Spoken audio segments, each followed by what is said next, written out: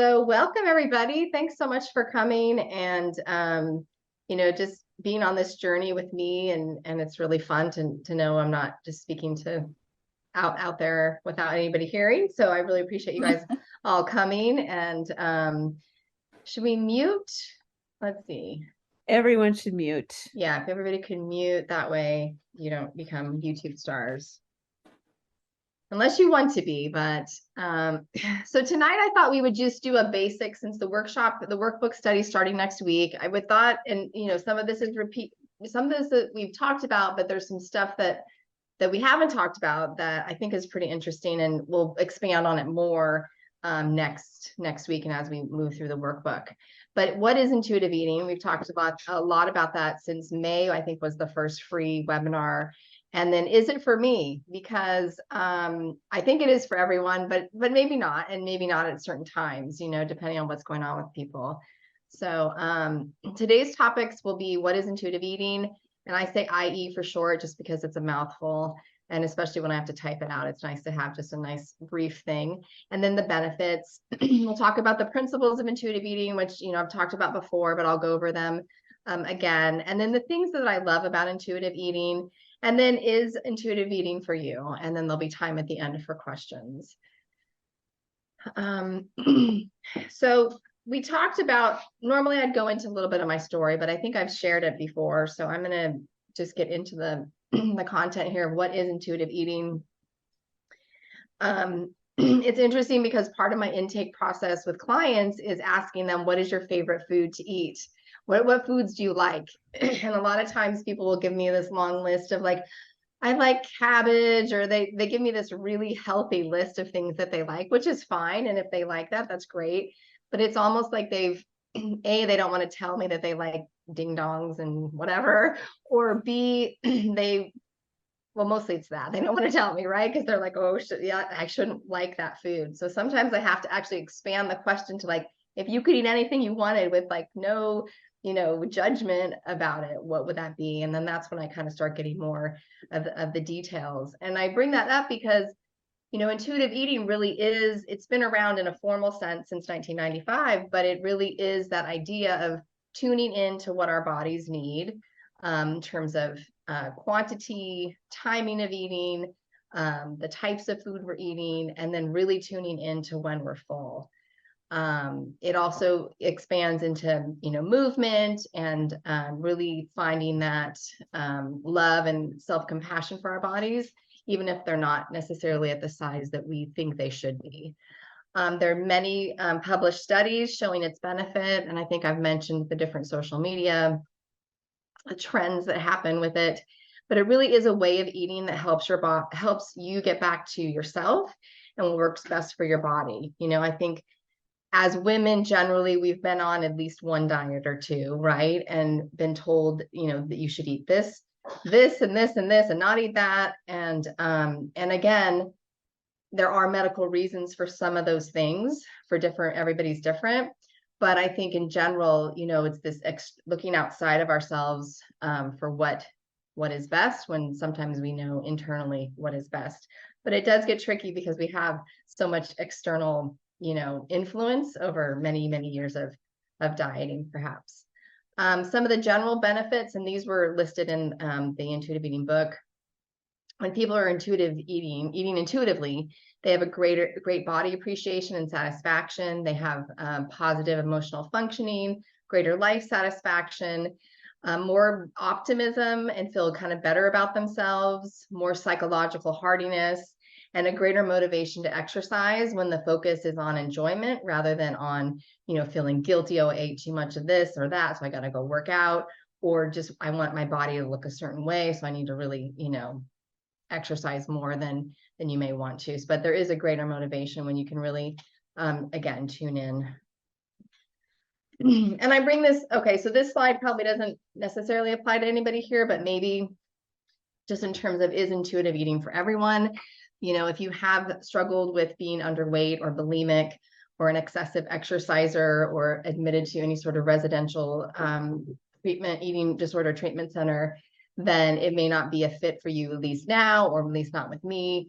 But it's mostly, my target audience are People who maybe have been dieting for a really long time, maybe believe in only clean eating. So again, looking at, is there a different relationship we could have with food?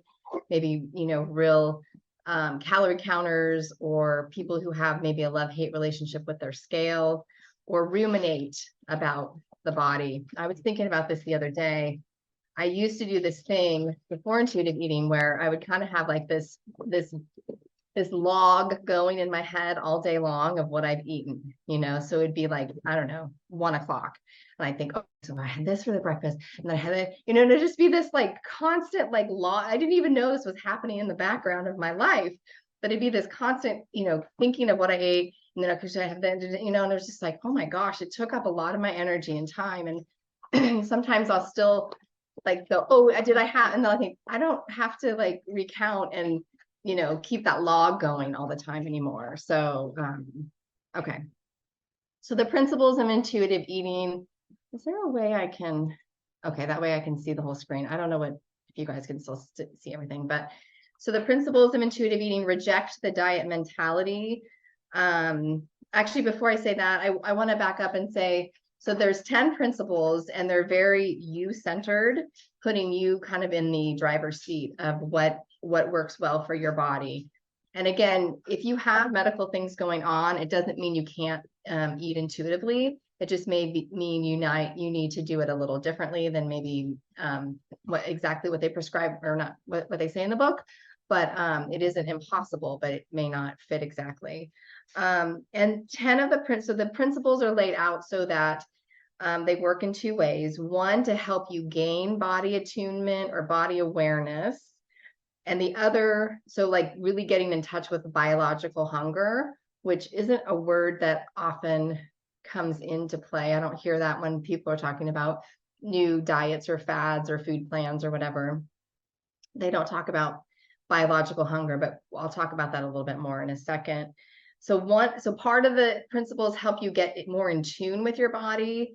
And then the other principles help you kind of get over some obstacles that may prevent you from being in tune with your body, like this first one, rejecting the diet mentality. So if you're really trying to, okay, I'm going to go through these, how they're listed right now. So reject the diet mentality, that's the first one. Honor your hunger, make peace with food, challenge the food police, and then discover the satisfaction factor.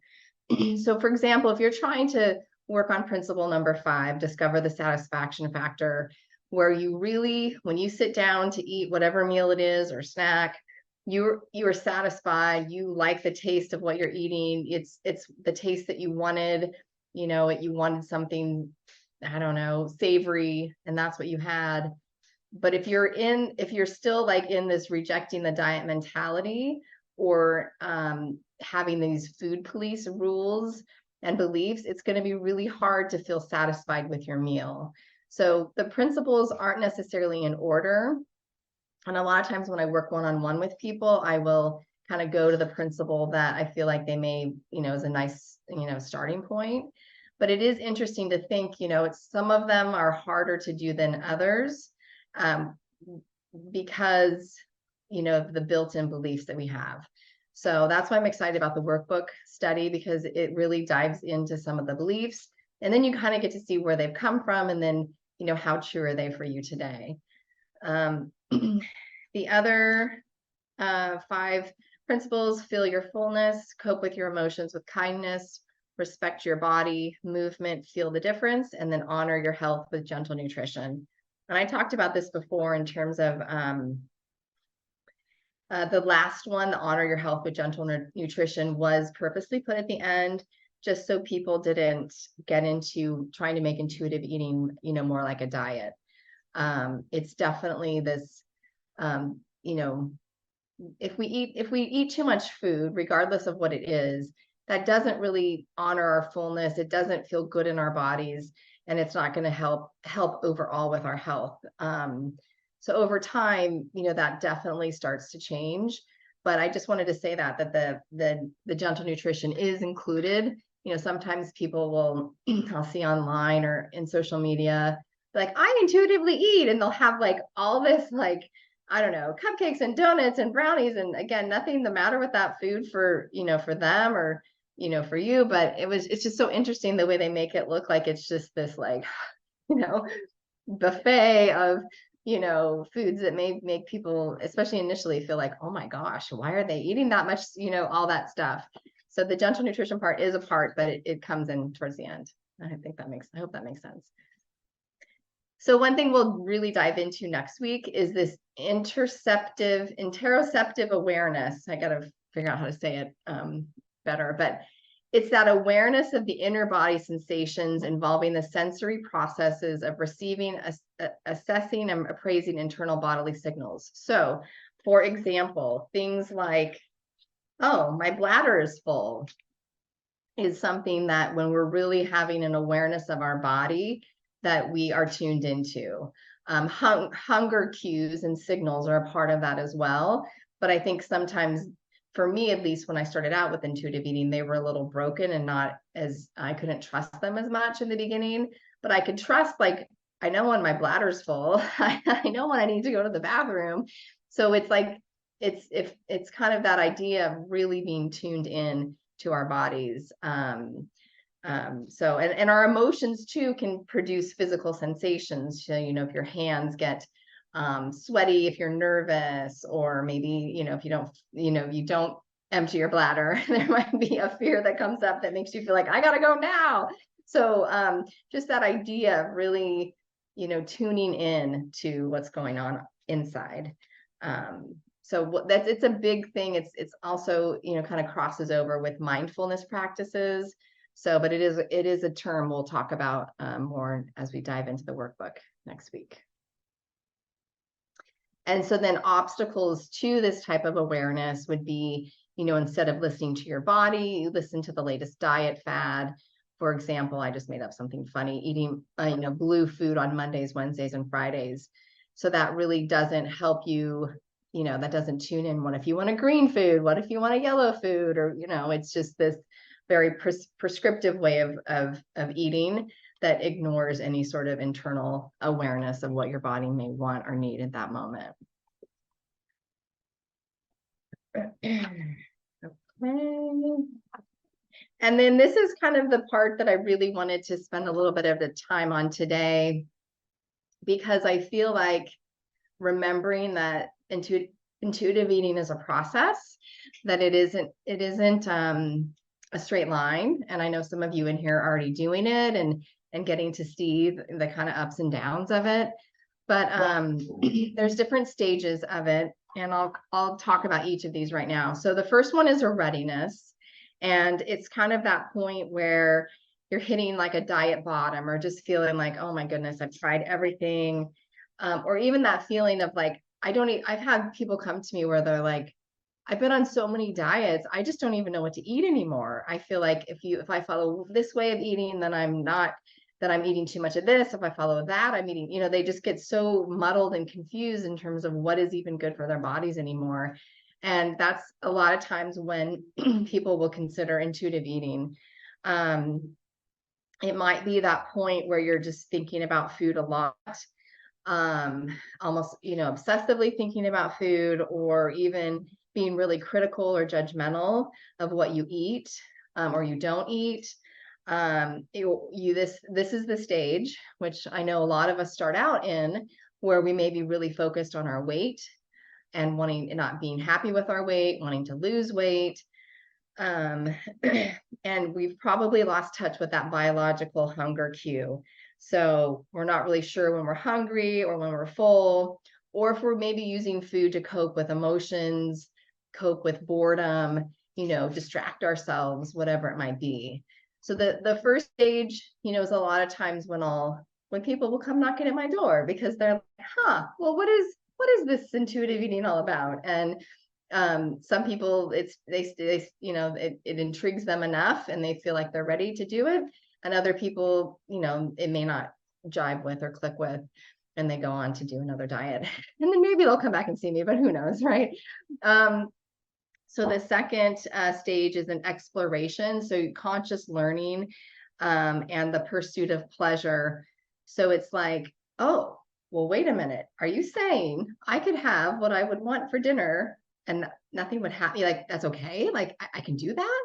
And it's, I feel like exploration is one of the hardest stages, just for me personally, my experience, because it was like, I knew what I was doing didn't feel quite in line anymore in terms of being a little, pretty restrictive with eating or having these categories of good foods and bad foods. But the exploration of like, no limit, go for it, whatever you want, was like really scary and terrifying. And we'll talk about this more next week, but I'll be able to help support with Bach flowers and things. But I think it can feel scary. And if it does feel scary, then it doesn't mean you should like, well, she said I could do whatever I want. I'm just gonna, eat this. I'm just gonna pick a food like ice cream sundaes every day. I'm just gonna have that every day for breakfast, lunch, and dinner. And you could try that, and that might, we'll see how that feels in your body. But it's just that if it feels like this sudden rush of, oh my God, I'm gonna get it all in now, you may want to go a little slower. Like what I've done, I have a client I was working with, and when I said, what's your favorite food to eat? And she said, oh, I love bread and butter. And I was like, oh, okay. I said, well, could you maybe have that just once before we talk again? And she's like, what? Oh, I don't know. And she got really nervous. I said, well, you don't have to, but it just might be, or is there something else that you would feel a little safer maybe trying? And I a lot of times will suggest trying it not at home. Like maybe you don't want to be super hungry, and you also maybe want to try it out so that it's in a more controlled environment than maybe like bringing a box home of something that you feel like may be, too much to try.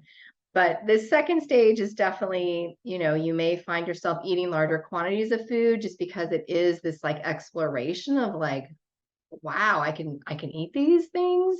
But it definitely will change, especially because you'll start to also get it more in touch with your fullness cues, and that kind of comes more into play as we go through down through the stages. But it's definitely an experimental phase, not one to be done alone. I would definitely, reach out and get help with it. And we'll have, when we do the workbook, we can work, because everyone will be in different stages at the workbook study. Some people have been doing this for a little bit, other people, this is brand new. So it'll be interesting to hear everybody's experience. But I remember I did the workbook with a friend, and we were both, just kept coming back to this stages, because it gave me some comfort to know like I wasn't losing my mind and that I wouldn't be in that stage forever. So the crystallization stage, the third stage, is kind of that first awakening of intuitive eating intuitively, like, oh, no longer really having a lot of obsession because I can eat anything I want. It's just kind of like fizzles away. I mean, that's been my experience. That may not be everybody's experience, but it really just takes the temperature down a lot when I can eat when my body needs to, and eat the foods that I'm hungry for. I really don't spend a lot of time thinking about food. I feel like lately, I have a certain like pattern because of my schedule of times that I'll eat and have snacks or whatever. But generally, those biological hunger cues, and we talked about this, I think last month, just I'm hungry. It's not that my stomach's rumbling and I feel like I'm going to pass out. It's like, oh, I feel a little like I'm just losing focus. I keep getting distracted, and I would never have thought that that was a hunger cue, but for me, I'm discovering that it is. That, or I get really pissed off at people pretty easily, although that's kind of an extreme one, but I start getting like irritated, and I'm like, oh, I think I need to eat a little bit of food. So in the crystallization, you start to get that idea of how much to eat, what to eat, when to eat, and get a greater sense of trust with your body. Because I think it takes a little bit of time, especially if we've been on several diets or had different ways of eating that are really limiting or prescriptive. Your body's like, are we really doing this? I don't know. Do I trust you? And it takes some time. It takes some time for your body to adjust. And really in this phase or stage, the focus is on your well-being and empowerment, more than counting calories or, really focused on weight.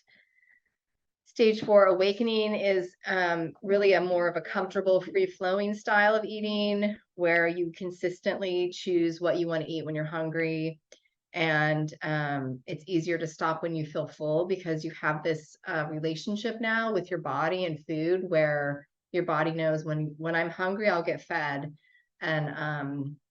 And it's not to say every meal that I eat is like fabulous. Like sometimes I'm like, that really wasn't what I wanted, but okay, it's over and I'll have to try again at the next time I eat. But it is, more, I don't know if you guys can hear my dog. She is like whining. I think maybe she's hungry. Her intuitive eater is getting hungry for dinner. But it's like in this awakening stage, the chocolate and a peach kind of are on the same level. They're not like, ooh, chocolate or ew, a peach. It's like they have the same kind of emotional connotation, which is really nice because in the other stages, oh, trust me, the chocolate was like high on the list. And yeah, I was like, oh boy, what's happening here? And now it's not, I don't have that. I don't know. I still have chocolate sometimes, but it's just the power of it, the drive of it, it's just gone. And then the final stage is, she calls it treasure the pleasure, where you're really trusting your body's intuitive abilities to honor your hunger, respect your fullness, not feel guilt about food choices or quantities, and you let go of using food to cope emotionally. And in this stage, there's more of the nutrition, really choosing foods that make your body feel good, versus because you have to, right? There's also, movement may come into play, like, just really enjoying different, movement and things you do to move your body. And a concern about weight will just diminish as you appreciate other qualities that make you the unique person that you are. So I think I had said, in the email I sent out to everybody, the welcome, just that, this is it's an evidence-based something or other. I said something, but it's not a weight loss program. And I really want to be clear on that because I know sometimes when we start eating things, we're like, ooh, okay, what's going to happen? How much weight am I going to lose? And that may or may not happen for people, but the freedom and the peace, and that's what I'm going to talk about next. So things I love about intuitive eating. I enjoy my food. This is principle 5, discovering the satisfaction factor. And again, I wouldn't say it's all the time, but I would say more than I did before intuitive eating. I don't feel guilty or bad for being hungry. I feel like before, I was always really struggling with trying to put off eating for as long as I could, so that I would feel better about myself because I haven't eaten since 4. I don't know, that's probably not a good time, since 9 a.m., and so when I started really tuning into those gentle hunger cues, I was like, oh, I'm hungry like a couple hours after breakfast. Is that okay? Is that okay? Am I eating too much? And like I said, it hasn't, I've gotten into more of a rhythm with it and realizing, no, that's about the time. If I look at when my kids eat in their school schedules and their breaks, they all usually have a snack break around 10:30. And then they have lunch, a couple hours later. And so it's like, oh yeah, I mean, some days I need it and some days I don't, but I don't feel guilty anymore, or like I'm a bad person for being hungry. I'm not constantly looking at my body every chance I get and judging it. And we'll get more into this when we get into the workbook study about, respecting our bodies and really, our appearance is just one small part of what makes up our body. I mean, they get us everywhere we want to go most days. They, help other people. Like, our bodies are pretty amazing. And unfortunately, where we live in the US, it's maybe worldwide, there's just such a focus on your appearance is, what makes your body good or bad, right? But I don't feel like I'm constantly body checking. It really gave me this freedom to realize, I look back at pictures of my relatives, none of that, I follow what my relatives looked like. I'm not, I follow right in line, and to try to be a different shape or size really isn't honoring, what my body, how my body is supposed to be. Bye scale and mental torture. I think that kind of goes along with what I just said. It used to be just I'd weigh myself once a month, and then it was always that like, oh God, what's it gonna say? And oh my gosh, and just the recounting, and it works for some people, but for me it was definitely not a healthy or friendly relationship most of the time, unless it was low, and then I was like, oh well, okay, scale, you and me are buddies. I tune into what my body really wants or needs in the moment, and sometimes it's a nap and not food. So that feeling my fullness, I remember when I wrote this, I was thinking, oh, I'm hungry, I must be hungry, and it was really, I'm just tired, I need to go lay down. And that just did the trick more than any sort of food would have. And again, it's that internal awareness, that mindfulness of what do I really need right now. Sometimes it is food, sometimes it's a drink, sometimes it's calling a friend, just really trying to be present. I don't dread exercise or put myself on a strict plan that I can't sustain. I feel like that was something that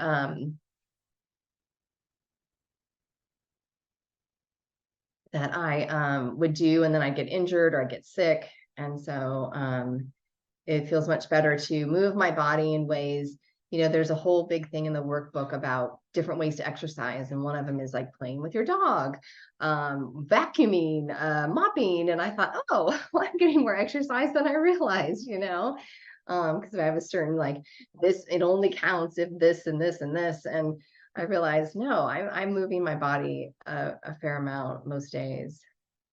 Choosing where to eat out is not a big deal anymore. That's the more along the challenging the food police.